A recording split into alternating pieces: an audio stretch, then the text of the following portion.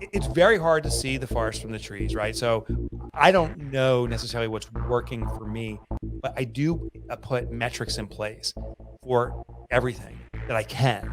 And we look at the data. Every entrepreneur has to have a really shitty experience in their life, a real shitty one. And one that's so traumatic that we make that the defining moment of our purpose. Next Level Nation, welcome back to another very special, as always, episode of Next Level University. We have a very special guest today. He is an entrepreneur, a speaker, the author of Profit First, the first book I read of his, The Toilet Paper Entrepreneur, and his new book, Get Different. We are sitting down with Mike Michalowicz. Mike, what is happening, my friend?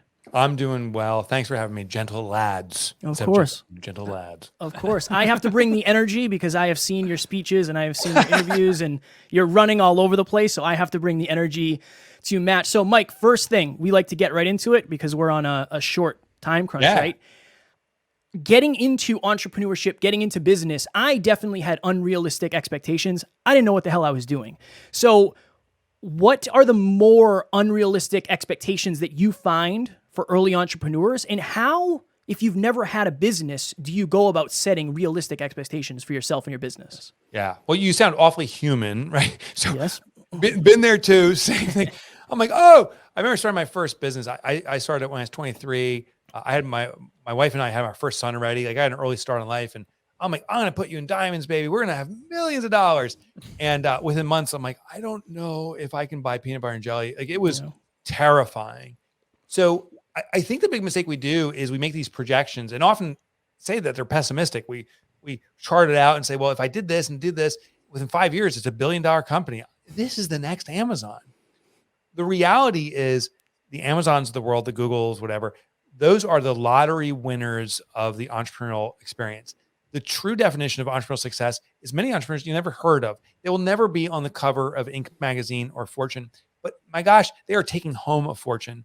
They aren't making business. They don't have businesses that are doing billions, but they're taking home millions by running a frugal, efficient, caring business, one that really serves to a community. I think the big mistake, and I know a business is in trouble, is the second they say, oh, I got a product or service that everyone needs. If you start off with everyone, you're serving no one because it dilutes your ability to speak to that community. Yeah, maybe your product or service could serve everyone, but no one's going to hear it unless you're speaking their language. So the key is you must serve a narrow community, serve a very narrow specific need they have, and let them carry you on their shoulders. Let them fall so in love with you that they carry you to the next level and the next. I think that's the key that so many of us miss out on. Mm. So I have up here your pyramid, and it's got at the bottom, it's got sales, then it's got profit, order, impact, and legacy. I love that you put legacy as the pinnacle. Because what Kevin and I have found in the podcast industry specifically, some people are podcasting to make money. Some people are podcasting as a side project. That's all fine. Kevin and I, from the very beginning, really wanted to leave a legacy. That's been our focus from the beginning. And my question for you is, do you find a correlation between success and someone wanting to leave a legacy? And if so, why? Yes. So there is a correlation, but I think it's in a unexpected way. I think the traditional definition of success is I've made more money, and that is a part of it, is not most of it. And legacy is often seen as the next generation of my family, my kin will carry this on. And that is not necessarily the case. It could be, but it's a small part of it. I've shared a story in that book specifically. It's called Fix This Next that you pulled that chart from. And I was down in Guatemala City interviewing a business owner. His name was Thomas, and he owned a company called Envirofiltro. They make clay pots that purifies water. And why this is important is in Guatemala, the city is where the wealthy population is, 1% of the population. 99% of the population is throughout the rural areas. And when I say poor, it is hand-to-mouth living. I think the average wage earner, don't quote me on this, but when I was interviewing, I think it was $30 a month, $1 a day is what you live on. And that means you have just enough money to buy a little bit of firewood, which you need to purify water, because you pull the water from the rivers. It is so polluted, you must boil it to remove the bacteria. And it is still putrid water. It's mucky and gross, but at least it's consumable. And that's how you live.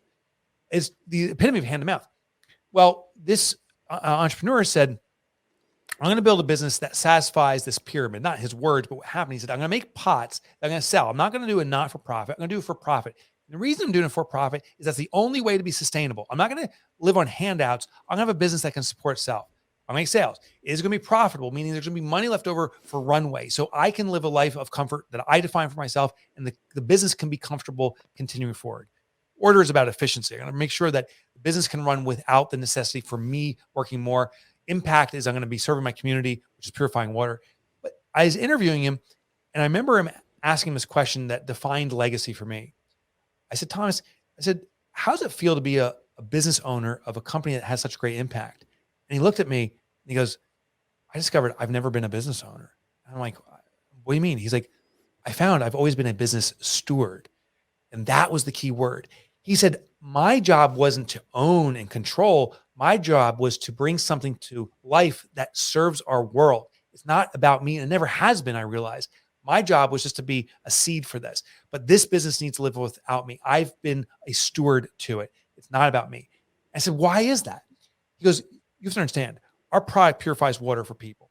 These people now can be employed by our company to put ornamentation on it and sell it to the wealthy population. It becomes the water cooler for your office. He goes, so we're providing employment. But he goes, there's something bigger.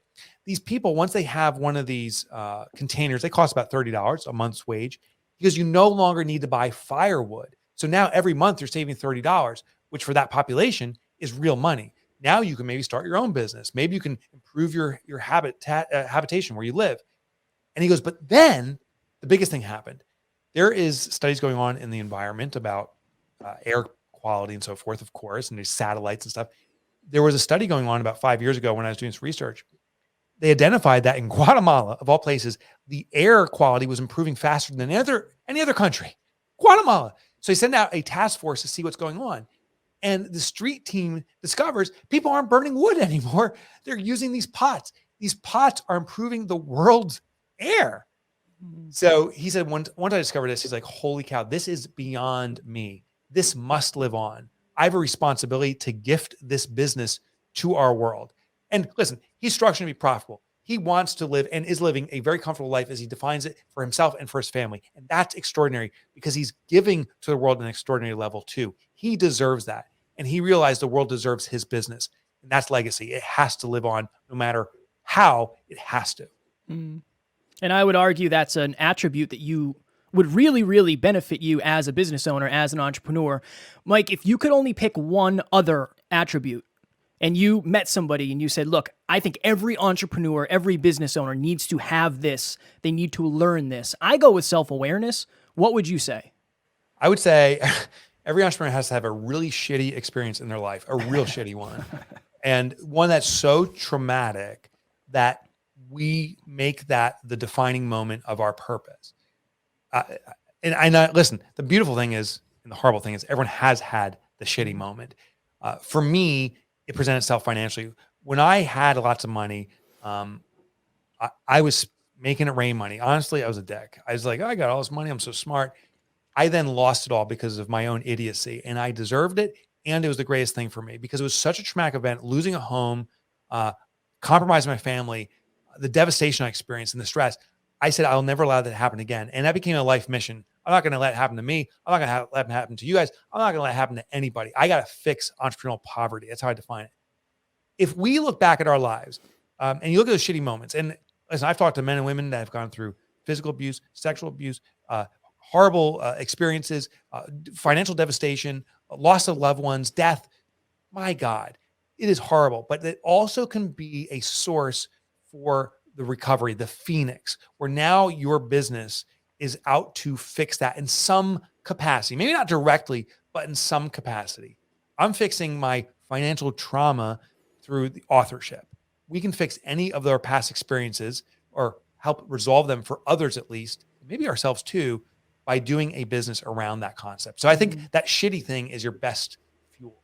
Mike, where would you be if you, and again, obviously it's hard to project, where would you be if you didn't have that shitty moment, do you think? Oh, dude, I'd be like the king douche on this planet. It would just be like, I'd be wearing, like, I'd be walking around showing my jet and say, hey, look how amazing I am. Like, you can have a jet too. I'm so smart. And I can't stand that unless it's genuine. Like there's some people that is genuine and they feel that's a good thing. I think some people use that to leverage a behavior in others, and it's a game. And I call bullshit on that. And I was headed that way. I thought success was the demonstration of accumulation. Now I'm like, oh, success is contribution. And you make wealth at it, and you can deploy it in any way that serves you and is of service to others. I think that's wonderful and should be done. And if a jet is part of that, that is awesome. But when it becomes your method of manipulation, that's very negative. And I was headed that way. I was going to be the king douche on this planet. And hopefully I've been, I'm not saying I'm not a total douche. I'm just hoping I've been de-douched a little bit. You're funny, man. So Mike, the listeners of this show and Kevin and myself as well, we didn't realize this early on. He at 26 had suicidal ideation. At 26, I got in a really traumatic car accident. My father passed away in a car accident when he was 28. I was 26. So those shitty moments definitely happened to both of us and really have become, our mission. We grew up without fathers, and now we have a charity where we're going to host an event every Father's Day for kids without fathers, boys without fathers. Yeah, so it's exactly awesome. That's awesome. Thank you. I got to interview you. Let's stop interviewing me. Let's interview you. It's awesome. Thank you. First of all, let me acknowledge I am sorry, and I can't imagine what that experience is like because I have not had that experience. I'm proud of both you, Kevin and Alan. The fact that you've decided to leverage this to be of service, that's a big freaking deal. Sometimes these gifts are delivered in the most horrible package you could ever imagine. Thank you for channeling it that way. That's really cool. Thank you, Mike. Appreciate that very much. Thank you, Mike, for that. Yeah, it's nice to feel that. And I do feel good about it. I know Kevin does as well. We're doing a lot of we're doing a lot of good in the world, and I'm really grateful. I was watching Blood Diamond the other day with my girlfriend, and just that's a really traumatic movie to watch with a lot of poverty and obviously it's a Hollywoodized movie, but it's inspired by true events and some true political stuff with diamonds. But what I was really grateful for after it was look at how many opportunities we all have to be educated. And I had a lot of educational opportunities growing up. And now Next Level U is heard in over 100 countries. And, wow. We're providing anyone with an internet connection can do better and learn how to do better, and so that's huge. So thank you for that. My original question, though, to get back to that was these tough moments in our lives, they're seen as a bad thing. Yeah. And we have something we now refer to as failing forward. And in failing forward, we learn so much more, so much quicker because we're willing to be imperfect and we're willing to break some eggs. Can you talk to us with all the business owners that you've interviewed and that you've met and studied and researched for your books and stuff? Do you see a correlation between fail forward mentality of I'm just going to go break some eggs, I'm not that perfect, I'm just going to go figure it out, and success? Is there a correlation there? And if so, what's your... For sure. What I've seen and what I've experienced myself is that failure can be a learning lesson, and as long as we don't allow it to be impedance. Now, there's people that intentionally fail, and that's martyrdom, right? It's like, oh, I tried, but it didn't work. That's called martyrdom, and that actually starts becoming detrimental. That we're hoping someone else will save us. Is effectively we're trying to put a calling card, a signal out, like I tried, but I couldn't do it. Maybe you can save me. That's no good. But there is an entrepreneurial community, and this is the vast majority of entrepreneurs that I know, that they try something and it doesn't work, and they're like, damn it. But at least I know what I shouldn't be doing. Let me try another iteration or another version of this, and they go at it. Also, I found that the best failure is in small experiments, not big plays. Instead of saying, everyone's on Facebook, I'm going to put $50,000, my life savings on Facebook, and we're going to make some money, and that fails. It's like, let me try $5 and see if I can convert one person to sign up for my website. If I can't do that, maybe I should tweak it a little bit more. And they try these small little tests, and they allow failure to be small instead of going big and having a calamity on their hands. Mm-hmm. Hey, Kevin, Kim here. Just wanted to send you a video to say thank you so much for your help on creating the Peaceful Productivity Podcast. I couldn't have done it without you. I knew you'd be lots of great help with the technical aspects of getting the podcast going, but you went well above and beyond that. You helped me with the strategy and you gave me all kinds of really great support. You know, I think the key to success in business is a great attitude, and you have that in spades. You really walk the walk. So thanks again. Take care. I'll talk to you soon.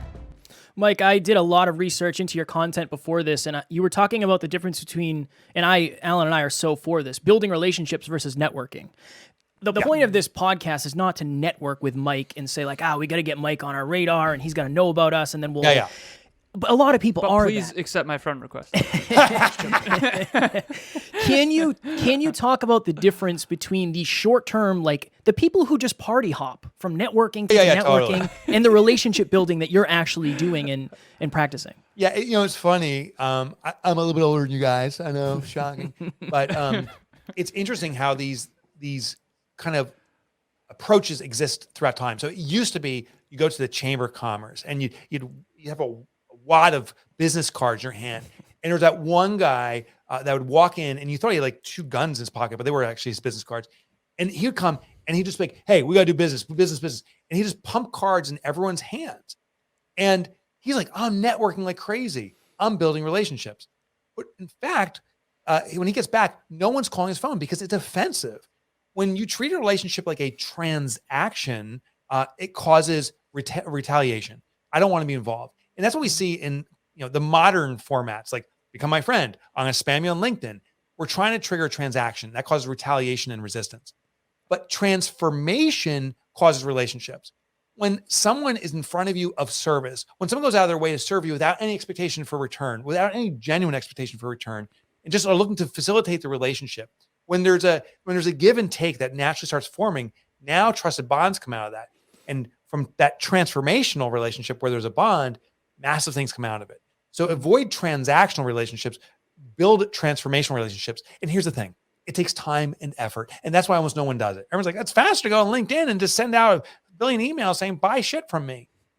That's destroying relationships. No one's going to pursue that. There's a few people that say, hey, I want to be of service to you. Some people have done this to me. I hear you have a book. I just want you to know I'm circulating your book for you. I bought 100 copies. I'm circulating it. I hope it serves you. And I'm like, and what else? And they're like, no, that's it. I just want you to know. Awesome. And then I hear from them later on saying, hey, I listen to this podcast. I hope you enjoyed it. I promoted your book. And what else? Nothing. Just supporting you. And there's some people out there. Then I start hearing from other people. Oh, I heard you were on this show. Alan and Kevin, they're talking about you, just promoting you. And word gets back. I'm like, oh, these people are really trying to transform the experience of others and involve me in it without expecting anything from me. And that becomes these relationships. That's gold. Super powerful. Yeah, super powerful. Go ahead, So brother. I'm just basically seeding you guys. Hey, buy 100 books and circulate it. Yeah, exactly. I'm like the ultimate transaction. Buy my books now, okay? Guys? Do you want me to follow up, Alan? Messages from your bot. Yeah. What? Do you want me to follow up? My bot No, starts I got slamming one. you. I got one. Hey guys, great hanging out. You can buy my book now. So I've already got one of them. So Oh, dude, Mike, you're this the is man. your book. Thank you. Thank you for that. Everyone go buy a copy. No, I'm kidding. There you go. So I had this by my bedside table for quite some time. My girlfriend bought this book, not me, so I can't take credit. And it's on our bookshelf, and I was just thinking about business, and I was like, I want to dive into this. One of the things I was reading late at night before bed was the 4 Ds. I usually just go to the introduction, the table of contents. I find something that seems curious, and I go to that page, and I do it chapter at a time, right? So I haven't read the whole book, full disclosure. But I did read about the 4 Ds, and it got me thinking about the way in which I approach our business. So the 4 Ds, for those listening and watching: doing, deciding, designing, delegating. Okay? Can you talk to us about how self-awareness, back to what Kevin said, how do you know which one you're best at? And then at which stage of the business are you supposed to be maximizing which one of those 4 Ds? So Yeah. That's a great question. I'll even tell you how it came about because I'll give some context. I did a keynote with Michael Gerber. He wrote E-Myth. This is about 7-8 years ago, before I wrote Clockwork. And we're sitting down for dinner after the event. And I asked him, I said, I read E-Myth. It's such a transformative book. I love it. I do have a challenge. I said, I feel like I got to be in the business and one day I'll be on the business, right? So don't be, he says, don't work in the business, work on the business. I said, I'm waiting for that switch to happen.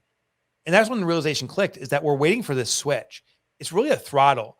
when we start a business, we have to be doing all this work in the business. But if we keep doing the work, we are preventing the business from growing because it's dependent upon us. There's these stages we have to go through. So doing is the first stage. The second stage is deciding. And deciding is a very precarious position. It's where you bring on a couple employees, whatever, but we retain all the decision making. So employee comes and says, what should I do? And we say, well, go do invoicing. Okay, I do it. They come back. What should I do now? Okay, do this. We become the one brain and they become the many arms. I would say the majority of businesses that get beyond solopreneur are stuck in the deciding phase. The one owner is trying to control everybody and everything. They get to maybe 4 or 5 employees max, and they'll never get beyond that. The next level is delegating. Most people say they're delegating when they're actually deciding for others. Delegation is not the assignment of tasks. Are you doing this? Do that. Delegation is the assignment of outcomes. Here is the expectation we have for this role. Do you agree to that? Now get us there by hook or crook. You figure out the way. It's where we're not hiring doers, employees to do things. We're hiring the brains, the ability for them to make dynamic decisions. Highest stage is designing. Designing is where we're doing strategic thinking about the business. It's where we're planning and strategizing, saying, if I pull this lever and that lever, I should get this. There's actually a statue dedicated to this called the Thinker. And there's a naked guy with his wrist, his chin on his wrist. There's no statue called the Doer. Like, can you do more? So I would argue that to truly scale a business, we need to move to the design phase. Now, we still need to do stuff, but it needs to be in our areas of strength. When a business can operate itself, what are the elements that you can really contribute to the business best in? And for me, it's writing books and being the spokesperson. That, right now I'm being the spokesperson, and right after this, I'll be back writing. That's the two things. I don't manage our products. I don't run the day-to-day. We've assembled a team that does that. I would argue that as we scale a business, there will always be an element of doing for the owner, but we need to shift more and more toward designing. Amazon, it's a mega company. Jeff Bezos is not packaging our packages and shipping them or delivering them to our house, but he is doing some sales. And the sales he does is he negotiates with a city saying, we can set up an Amazon location here, give us $100 million in annual tax credit, and we'll consider it. That's a big sales call. He's doing, but 99% of his time is designing, where he's strategically thinking, oh, what if we have autonomous robots, drones delivering packages? And what if I was in a penis ship that rocket to outer space? Did you see that thing? He looked you didn't see it? No, wait. Talk to me. What are you talking about? Dude, Google Jeff Bezos rocket ship. When he went in his rocket ship to outer space, the thing was the most phallic representation you could imagine of a rocket ship. It was unbelievable. Kev, you know what he's talking about? I do. Yeah, it is. Okay. It's accurate. Dude, it's hysterical. You see his bald head. It is horrific, dude. Mike, Well, I didn't mean to derail that. That was powerful. That was powerful. It's very Kevin, Googleable. It's very Googleable. I know that. No, not that part. So in our business, we have 13 people virtually now, and we've grown a ton. And I know that Kevin just in his head went, oh, Alan went from each one of those stages. Yeah, for sure. And isn't that funny, man? For sure. Like, interesting. Little did you know I was Reverse stealing engineering? Mike's Nice. ideas and then pawning them off as my own. Yeah, So, no, I'm used to that. Mike, I'm just joking. one thing I know Alan has seen this. I've seen this. This was me. I was very guilty of this in the beginning. I would forget what got me to the dance in terms of particularly getting clients. And I've seen this with people is they'll get 1 or 2 clients and they'll have enough money to get by, and they'll stop doing what got them to the dance, whether it's posting on social media, whether it's calls. How do you suggest people remind themselves and don't allow the law of familiarity to creep in and stay hungry while achieving their goals along the way? I would set up feedback loops, and it depends on what the product or services you have. But this is what I do. My product is the ultimate information product as a book. It's been around since BC. And what I do is I put feedback loops. What it is when someone's reading a book, there's a trigger in it. So if you read Clockwork in there, I'll say, hey, if this book is serving you, if you want to commit to this process, email me. It literally comes to my email box. And I get enough now that I do have a team member helping me manage it all. I've outsourced that component. But I get a download and review of it. That feedback loop then triggers a sequence, and it is manual. There's another technique to scaling a business. Do what no one else is willing to do.